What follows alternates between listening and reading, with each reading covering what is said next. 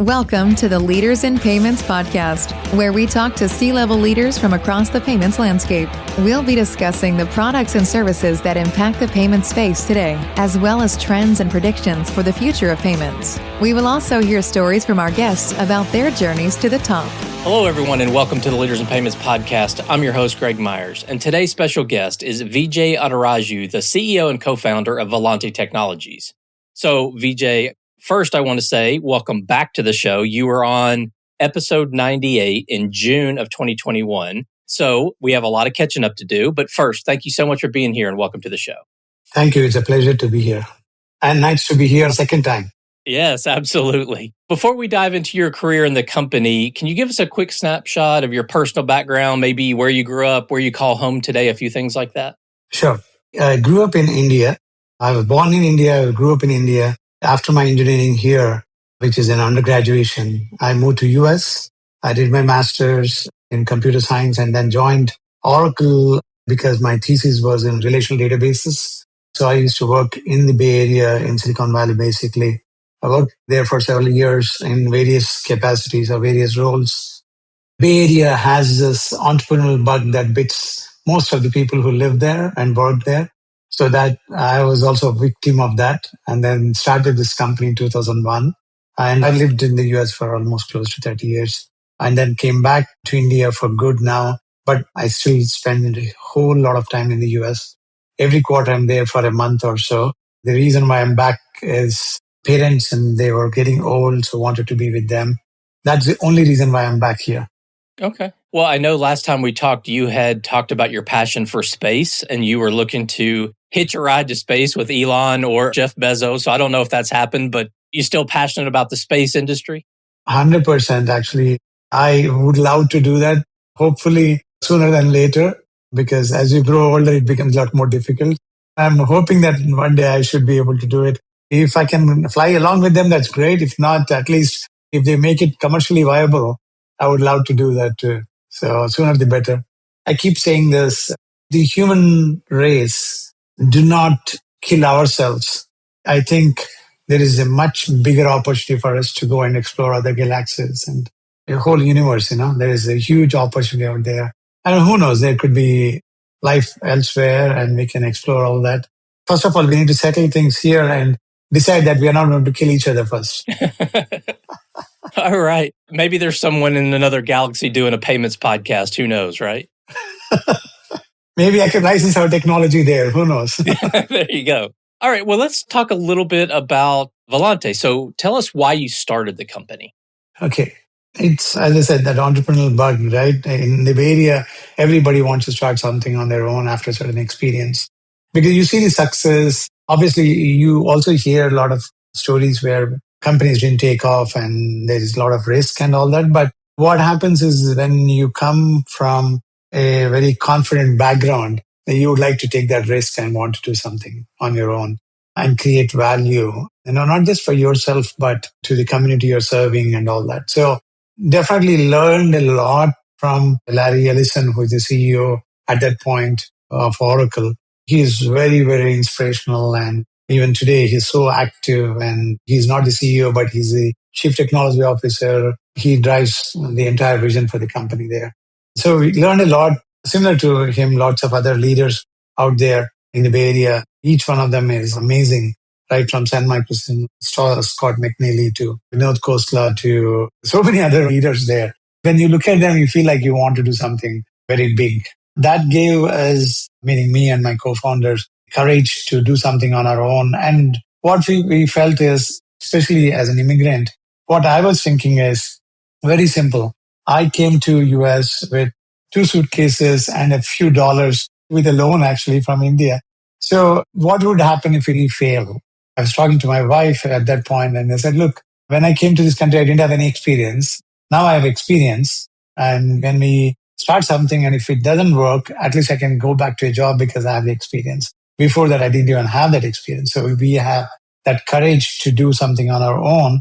And because you never know how startups are going to pan out, whether you have brilliant ideas, but customers won't accept those ideas and maybe you're too far ahead than the market needs are. There's a zillion different things. But to answer your question, It was just a passion to create some value and make a name for ourselves more than just making money, get an exit and things like that. That was not in our mindset. We said, let's create something very big. And we did a lot of good research actually on IBM, GE, Procter& and Gamble, Boeing and whatnot, HP, all those companies we have done. And what we felt is it's not one service or one product they sell that made them big. It's a culture of those organizations which made them very big and last longer. So we started thinking in those lines, saying, how do we make it big? How do we last longer, build to last? For those, we need to build some DNA for the company. Apart from market research, product, fundraising, all those kinds of things, the culture of the company is very important for us. So we did that. I'm proud to say that the foundation that we laid really helped us out until today, and I'm sure it will help us out going forward. And one of the main characteristics of that DNA is trust with whoever we do business with or whoever we interact with, whether it's employees, customers, partners. Now we have shareholders. Until 2020, we didn't raise money, but once we raised money, now shareholders, everybody, I think that trust is the backbone for what we are trying to do and where we are today and where we'll be in the future as well. I think that is the cornerstone for our company. Well, tell us exactly what Volante does. Conceptually, again, we'll come into a lot more things on what areas we are focusing on. But conceptually, the genesis of Volante, when we did the market research, was there is a need for a lot more automation. That is the genesis for Volante, actually. So when we were coming from data background, from Oracle, we focused on the data because every financial institution, when they want to interact within an institution or outside the institution, everything is data exchange. And that through a medium called format exchanges. Basically, either Swift format, ISO formats, or fixed format, or FPML format. You name, there are so many formats. So when we did the market research, we found that a lot of activities that they were trying to do, interactions and building a community, there is a huge amount of labor intensive activities. And we said, okay, there is an opportunity for us to automate. And then that automation became the genesis. And then we did very well in the data integration, mapping, validations, and we have more than 100 formats that we support for the financial institutions. Very good customer base, right from exchanges to buy-side firms to sell-side firms. We have built very good customer base there. And eventually, when we were looking at where our product is being used mostly, we found out that it's in and around payments. That was around 2010 timeframe. And then we started enhancing those payment capabilities. By 2014 or so, one of the banks, Bank of New York, they came to us, whoever is an existing customer, as I said, that trust and relationship and the quality of the products that we provided to them, timely delivery and all that. They really liked working with us. They said, look, you're doing so much in payment. Can you help us with a solution that we are looking for to build a TCH, real-time payments? We, as like any other entrepreneur, we were ruling for that kind of opportunity.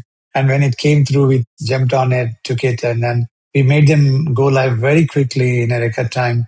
And we made them to perform the first US real-time transaction in the history of US. That led to, and again, they have been very supportive in terms of marketing and PR. That led to a lot of other customers.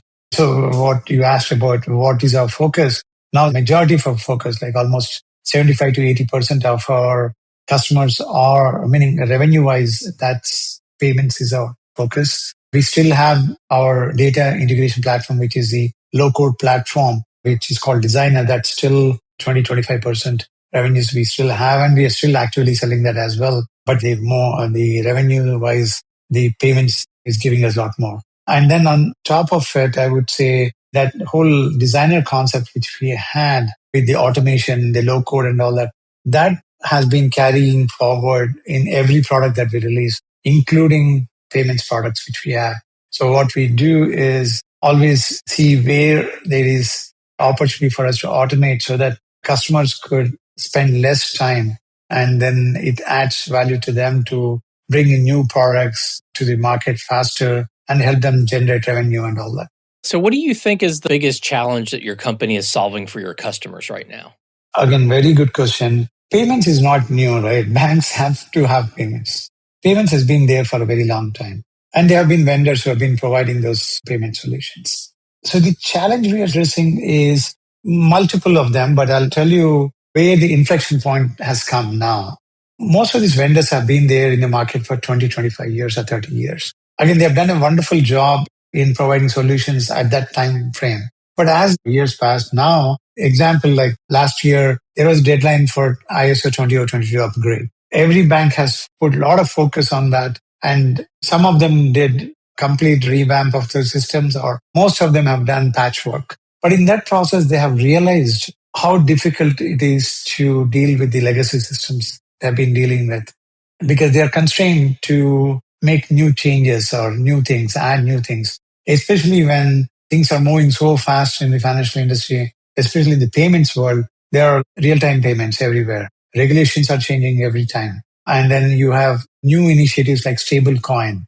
Any of those things, if you go back and say, can this legacy platform support that without much constraints? How quickly can we do that? How expensive it's going to be? Or can they be resilient still and all that? So if you look at all those, customers have realized that modernization of payments is not an option now. It's a must. So the challenge that we are addressing is the legacy constraints that they are having that we need to remove from, and then give them a modern platform with which they can do a lot more, not just for today, but even for tomorrow. If new things come up, whether it's in domain or in technology, for example, how do you get artificial intelligence into this? How much changes do you need to do this? Can this platform support those things? These are all the fundamental things that, again, we are fortunate because we just came into this in 2014, as I said. And by then the cloud has come into picture, and then microservices where you can add services as and when you want. And you don't have to use all the services that we are providing. You can pick and choose.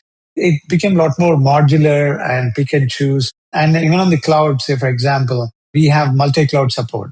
Most of the times, a lot of vendors may say that as well. But what we have done is we have made it very resilient. So if a customer is hosting a payment solution on one cloud vendor, and for some reason or the other, if that cloud goes down, we can have a system that could pick up entire payments orchestration from a different cloud provider seamlessly. So this like multi-cloud support for disaster recoveries and things like that, along with the microservices where you have mix and match and pick the services you want, that flexibility. And the whole stack, how we have built it, is also a huge difference that adds tremendous value to the customer. We have a payments platform, which is architecture, the orchestration layer and all that. On top of it, we have all this connectivity rails called, whether it's SEPA rail, whether it's DD, or whether it's any one of those real-time rails. But we have divided that into 4 categories. And then we said, these are the common denominator for all these 4 categories. And we have made that. And then we said, it will be more country specific, and then it will be bank specific. So it is like a stack which we have built. So it's a lot more easier for customers to say, okay, the challenges have been addressing or very elegantly addressed here, which adds a lot of value, especially go to the market timing wise. That's the challenge. So maintenance, resilience, performance, and quick to the market. These are the challenges which they have been facing, having legacy platforms, which we said we can help them out to move away from that. Well, let's talk about the future a little bit. So where do you see the biggest growth opportunity for Volante? Very interesting question. A lot of times we keep thinking, what is that modern that's coming up? How can we help the customers? And we keep doing a lot of research and all that.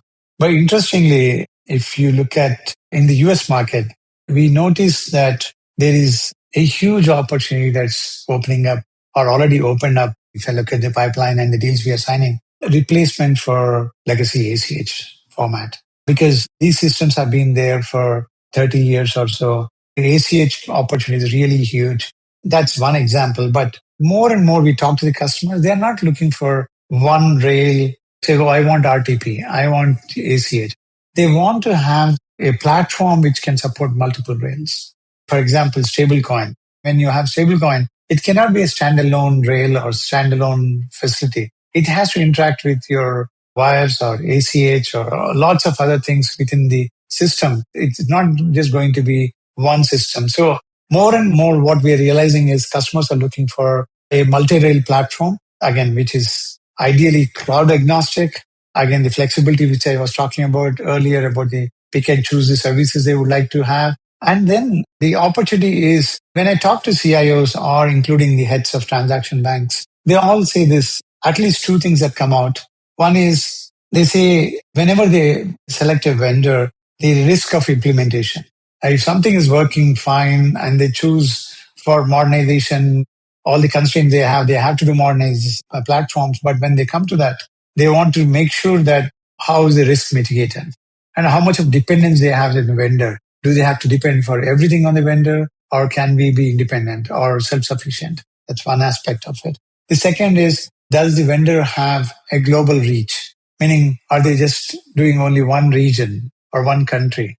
Can this vendor help us out to go and do business in other countries? Can we get, for example, European customers, they want to do business in the US. When they choose a vendor, they want to have those capabilities. So these are the two things which I would say are definitely they are looking at, and the way which is giving us a lot of opportunity. So multi-rail and specific example I gave was the ACH. We see multi-rail platform opportunities are very huge within that ACH, and stable coins and all that are coming into the picture. But huge pipeline for ACH replacements.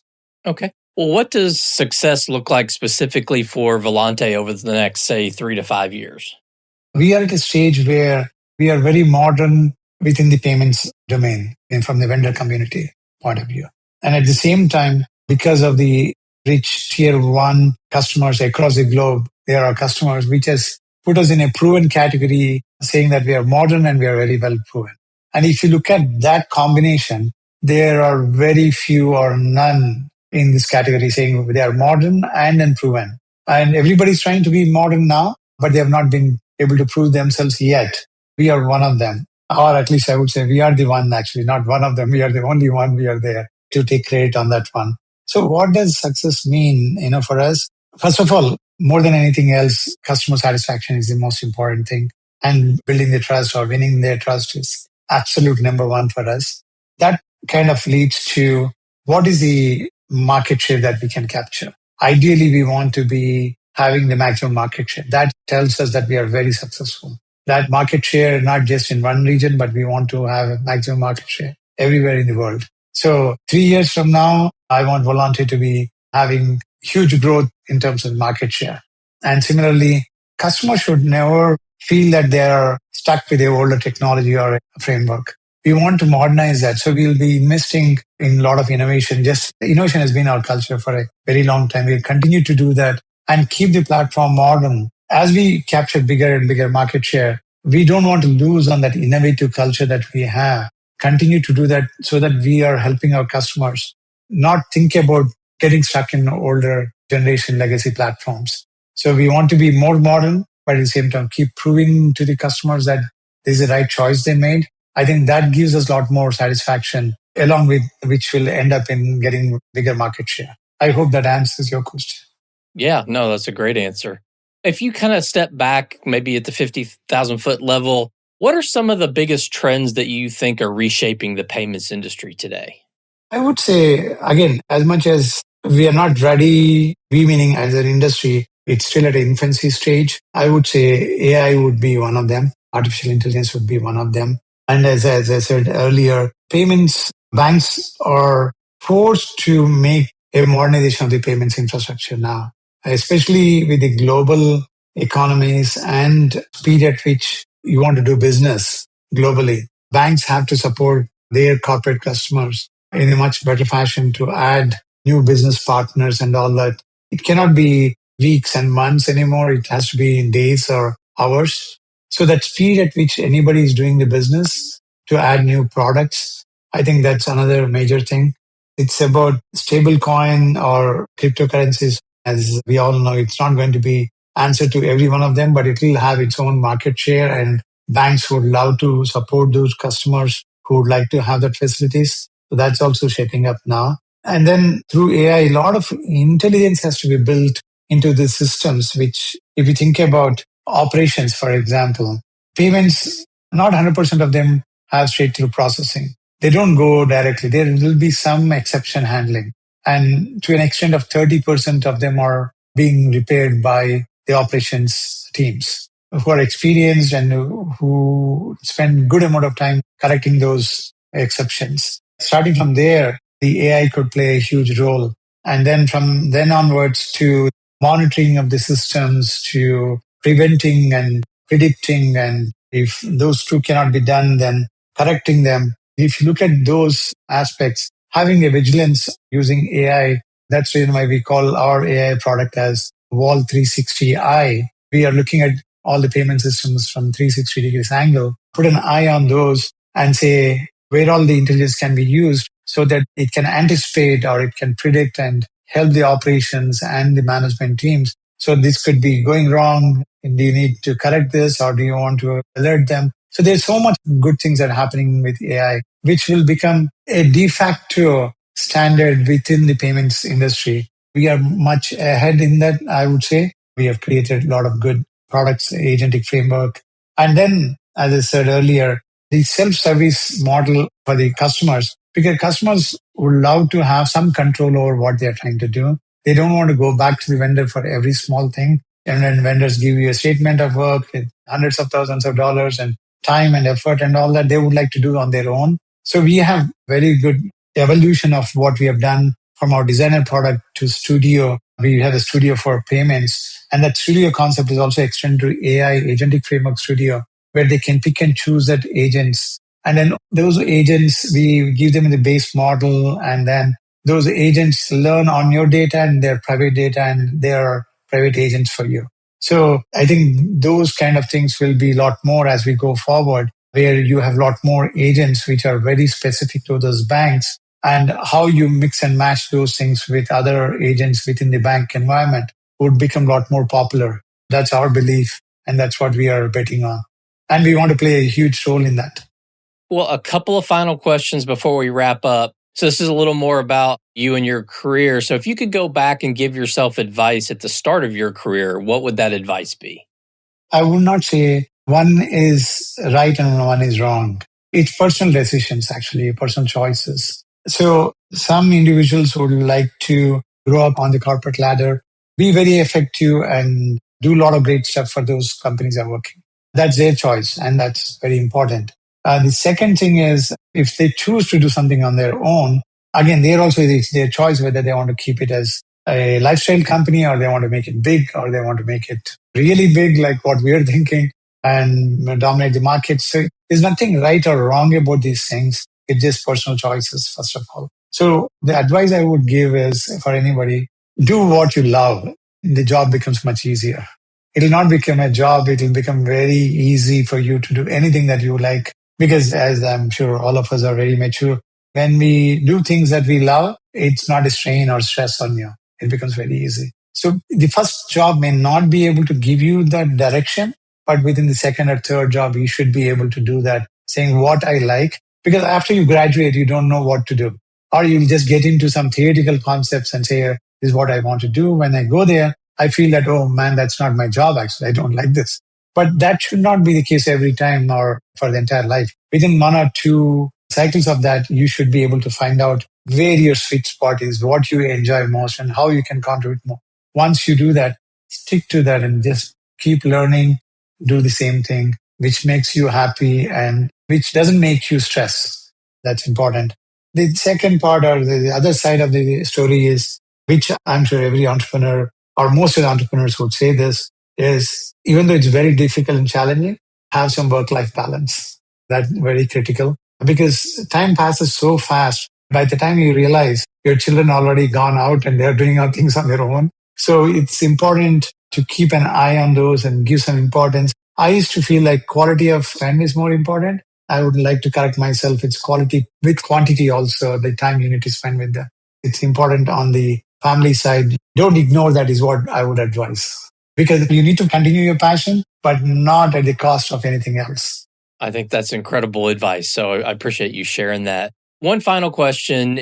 If you could kind of step back, summarize this episode, what's the one thing that you would want the listeners to kind of take away from this discussion and what you've talked about today? What would be that one thing you'd like for them to take away from this episode?